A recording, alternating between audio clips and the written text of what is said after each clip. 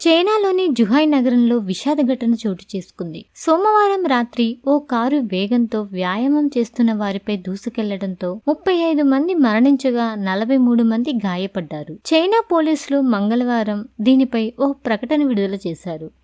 62 ఏళ్ల వయసు గల ఫ్యాన్ అనే వ్యక్తి జుహాయ్ స్పోర్ట్స్ సెంటర్ గేటును బలవంతంగా ఢీకొని లోపలికి ప్రవేశించి వ్యాయామం చేస్తున్న వ్యక్తులను తన కారుతో వేగంగా ఢీకొట్టాడు. దాని వలన 35 మంది చనిపోగా పదుల సంఖ్యలో ప్రజలు గాయపడ్డారని పోలీసులు తెలిపారు. ఈ ఘటన తర్వాత కారు డ్రైవర్ కత్తితో తనను తాను గాయపరుచుకుంటూ ఉండగా పోలీసులు నిలువరించి వెంటనే హాస్పిటల్ కి తరలించి ట్రీట్మెంట్ అందిస్తున్నారు. ప్రస్తుతం అతడు కోమాలో ఉండటంతో ప్రశ్నించడానికి వీలు కాలేదని పోలీసులు తెలిపారు. చైనా అధ్యక్షుడు జిన్పింగ్ గాయపడిన వారికి తక్షణ సహాయక చర్యలు అందించాలని, నిందితుడికి చట్టపరంగా కఠిన శిక్ష పడేలా చూడాలని పోలీసు అధికారులను ఆదేశించారు. ఈ ఘటన కారణంగా భద్రత మరింత పెంచారు.